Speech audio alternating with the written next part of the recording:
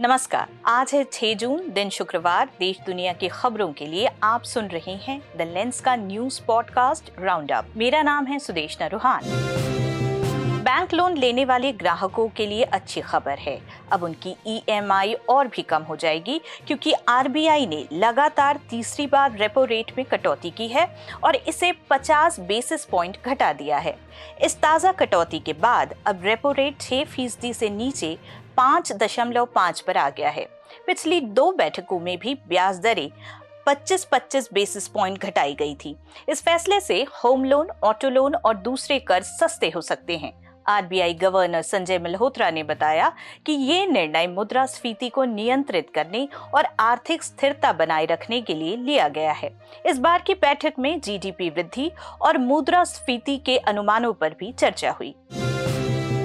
Operation सिंदूर के बाद पहली बार शुक्रवार को जम्मू कश्मीर के दौरे पर गए प्रधानमंत्री नरेंद्र मोदी ने रियासी जिले में चिनाब नदी पर बने दुनिया के सबसे ऊंचे रेल ब्रिज और अंजी ब्रिज का उद्घाटन किया। साथ ही कटरा श्रीनगर वंदे भारत एक्सप्रेस ट्रेन को हरी झंडी दिखाई। 359 मीटर ऊंचा और 1300 मीटर लंबा चिनाब रेल ब्रिज भूकंप और तेज हवाओं का सामना करने के लिए डिजाइन किया गया है। कटरा स्टेडियम में 46,000 करोड़ की परियोजनाओं का शिलान्यास करते हुए PM ने पहलगाम आतंकी हमले की निंदा की और कहा कि ये कश्मीरियत पर हमला था। उन्होंने पाकिस्तान को चेतावनी दी कि ऑपरेशन सिंदूर जैसी कार्रवाइयों से भारत आतंकवाद को करारा जवाब देगा। इस मौके पर मुख्यमंत्री ओमर अब्दुल्ला और रेल मंत्री अश्विनी वैष्णव भी मौजूद रहे। उधर दूसरी तरफ महाराष्ट्र में शिवसेना, UBT और मनसे के बीच गठबंधनों की खबर को हवा मिल रही है, जिसके जवाब में शिवसेना प्रमुख उद्धव ठाकरे ने कहा कि महाराष्ट्र के लोग जो चाहेंगे वही होगा। मुंबई में पत्रकारों से बात करते हुए उन्होंने कहा, इस बारे में दोनों पार्टियों के कार्यकर्ताओं के मन में कोई भ्रम नहीं है। हम कोई संदेश नहीं देंगे, सीधे खबर देंगे।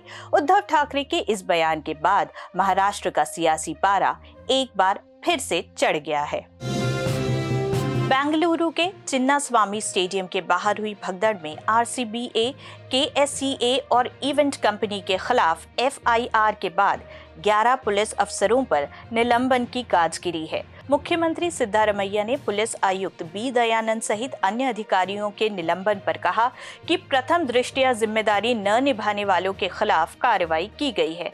वहीं दूसरी तरफ इस निलंबन के खिलाफ और अधिकारियों के पक्ष में BJP उतर आई है। सिद्धारमैया ने भाजपा और अन्य विरोधी दलों पर इस मुद्दे पर राजनीति करने का आरोप लगाया और कहा कि वो इस मामले को राजनीतिक रंग नहीं देना चाहते। वहीं अमेरिका में भारतीय मूल के दवा व्यवसायी तन्मय शर्मा को गिरफ्तार कर लिया गया है। उन पर $149 मिलियन की स्वास्थ्य बीमा धोखाधड़ी के आरोप हैं। शर्मा ने कथित तौर पर फर्जी दवाएं बेचकर और बीमा कंपनियों को गलत बिलिंग करके ये धोखाधड़ी की। जांच में पता चला कि उनकी कंपनी ने मरीजों को अनावश्यक दवाएं भेजी और बीमा दावों में हेराफेरी की। शर्मा को कोर्ट में पेश किया गया, जहां उनकी जमानत याचिका खारिज हो गई। रेपो दरों में कटौती के बाद शुक्रवार को शेयर बाजार झूम उठा। सेंसेक्स 747 अंक उछल गया, जबकि निफ्टी एक बार फिर 25,000 का स्तर पार कर गया। इसका असर ये हुआ कि निवेशकों की संपत्ति आज करीब 3.5 लाख करोड़ रुपए बढ़ गई। सबसे अधिक तेजी बैंकिंग, फाइनेंशियल और रियल्टी शेयरों में देखने को मिली।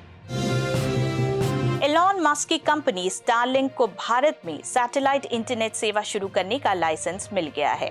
मीडिया रिपोर्ट्स के अनुसार स्टारलिंक भारत में 840 रुपए में महीने भर अनलिमिटेड डेटा देगा। हालांकि आधिकारिक तौर पर मस्क की कंपनी ने इसकी जानकारी नहीं दी है। और अंत में खबर जरा हटके में बात मौसम के साथ बदलने वाली झीलों की। वैज्ञानिकों ने पाया है कि दुनिया की 60% झीलें मौसम के हिसाब से बदलती रहती हैं। जी हाँ, ये झीलें सांस लेती है, बदलती है और मौसम के साथ तालमेल बिठाती हैं। डाउन टू अर्थ की एक रिपोर्ट के मुताबिक शोध में सामने आया है कि ये झीलें गर्मियों में फैलती है और सर्दियों में सिकुड़ती है। लेकिन ये बदलाव सिर्फ आकार का खेल नहीं है। मौसम के साथ झीलों का पानी, उसका तापमान और यहाँ तक कि उसमें रहने वाले जीव जंतु भी प्रभावित होते हैं। ये खोज क्यों महत्वपूर्ण है?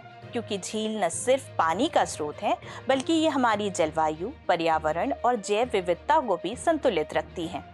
वैज्ञानिकों का कहना है कि जलवायु परिवर्तन के इस दौर में झीलों का ये मौसमी बदलाव और भी जटिल हो सकता है।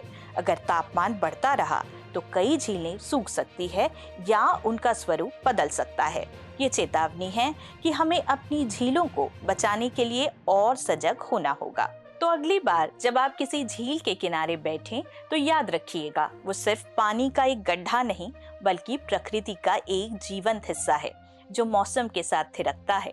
प्रकृति को समझें, उसे सहेजें और इस नीले खजाने को बचाएं। आज के लिए बस इतना ही। कल होगी मुलाकात नई खबरों के साथ। खबरों को पढ़ने के लिए हमारी वेबसाइट thelens.in पर विजिट करें। thelens.in को लाइक, शेयर और सब्सक्राइब कीजिए। शुक्रिया।